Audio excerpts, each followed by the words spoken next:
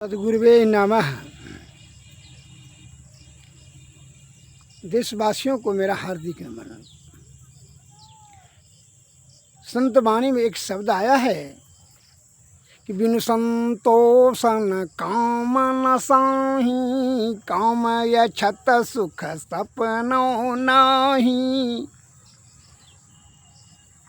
बिना संतोष से कामना का नाश नहीं, और जब तक कामना रहेगा तो सुख नहीं। अर्थात सरल भाषा में संतोष से ही सुख प्राप्त होता है। त्याग का भाव आ गया और संतोष की जागृति हो गई तो आपसे बढ़कर सुखी कोई नहीं है। एक सेठ जी बड़ा उदास और दुखी रहता था। संत महात्मा आते थे,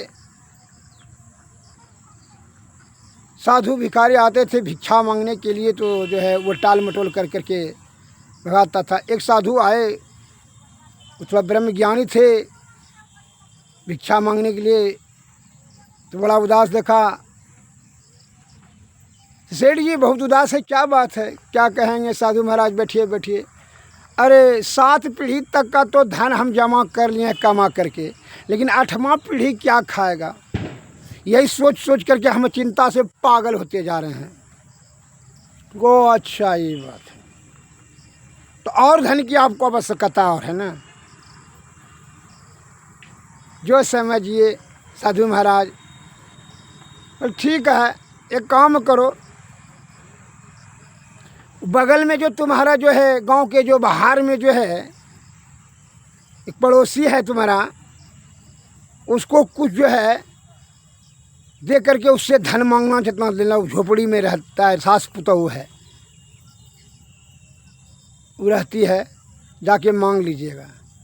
इस सेठ जी दूसरे दिन जो है मिठाई, खीर, पूड़ी, चार, दाल, कुछ पैसा लेकर गया कि इसको दे देंगे और जो है उसे सोना चांदी मांग लेंगे। लालची देखिए, ये कहता है लोभी लंपट लालची, तीनों से भक्ति न होय, और भक्ति करे कोई सुरमा, जाति बरन कुल खोय। इतना लोभी, कितना लंपट है। ये जो है खीर पूड़ी और कुछ पैसा और मिठाई उठाई बना करके गया सालू सेठ जी। पड़ोसी को वहाँ पूछते पूछते झोपड़ी देखा, गांव के बाहर में है, एक जो है टुटली फाटली, तो उसको संदेह हुआ कि इसको पास कौन सी है, जो साधु महात्मा ने भेजा हमको। अच्छा देख लेते हैं। जा कर के बुढ़िया को जो है थी बैठी, कल के इसको लाइए, ये आप ही के लिए लाए हैं, इसको रखिए माता जी। क्योंकि हम क्या करेंगे इसको, क्या करेंगे इसको? चार मिठाई, भात, दाल, 10 किलो चावल, 10 किलो आटा, क्या ही काल खाने के लिए जो है। तुमने देखते हैं बहुत तुम्हें गरीब हो, क्योंकि हम गरीब क्या लिए होंगे? गरीब तो तुम हो जो कि इसको देख करके कुछ मांगने के लालच से आए हो, और हम ही को उल्टा आए हो गरीब करने के लिए। जाओ भागो, न कल खा लीजिए, लेकिन कल हमको खाना, कल अपने हमको ईश्वर ने देते हैं, तुम हमको यहाँ देने के लिए आए हो भिख मंगा के का? तो खुदे उदास रहता है और धन प्राप्त करने के लालसा से, और तुमको यहाँ आते हो तो 4-5 महात्मा, एक साधु ने कहा उसको, तुम जो है उसको कहने के लाए हो कि ले लो, फुसलाने के लाए हो हमको, लालची लो, भाग यहाँ से। बुढ़िया भागी, नहीं तो बब झाड़ुए से मारेंगे। हम क्या करेंगे? तुम्हारा पैसा कौड़ी है, जो चावल और दाल, हम तो रोजे हमको भगवान देवे करता है। उनको बड़ा झटका लगा दिमाग में। उसको पुतहू थी, उसको पुतहू को बोला ले लीजिए आप, तो बुढ़िया आदमी है, झंझनाई। क्योंकि झंझनाई नहीं है, वो ठीक बोलती है, भगते हैं ना यहाँ। खुद तो आप लोभी लंपट लालची हैं और धन मांगने की कामना। इसलिए वो अंतर्दृष्टि से वो देख चुकी, जो सास पुतहू अंतर्ज्ञानी थे, विवेकशील थे, धर्म की पथ पर चलने वाली थी। इसलिए हे हमारे वहाँ से जब उनको जब झटका लेकर करके धुतकार करके भगाया, तो उनको वहाँ से ज्ञान का पट खुला कि देखिए कितना ही संतोषी, कितना सुखी है। बोलता है कि हम ही को गरीब है, वो अमीर है। संतोषम परम सुखम। उसी समय वो जान लिया कि सही बात है।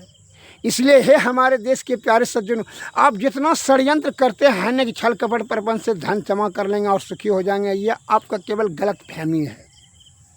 वही धन जो है आपका दुख का एक कारण हो जाएगा, खड़ा हो जाएगा, और दुष्कार लगाएगा अपना परिवार, सगे संबंधी और निकट स्त्री पुत्र पुत्री भी जो है, जिसको आप कहते हैं बहुत चाहत है, वह भी आपको दुत्कारेगी।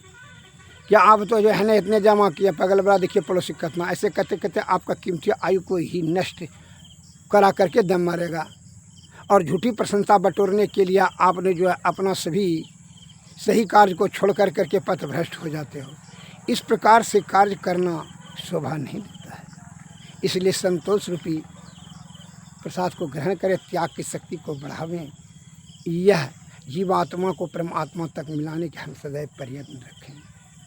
सद्गुरु के शरण में जाएं, सदाचार का पालन करें, संतोष हृदय में जागृत करें। जय हिंद, जय भारत।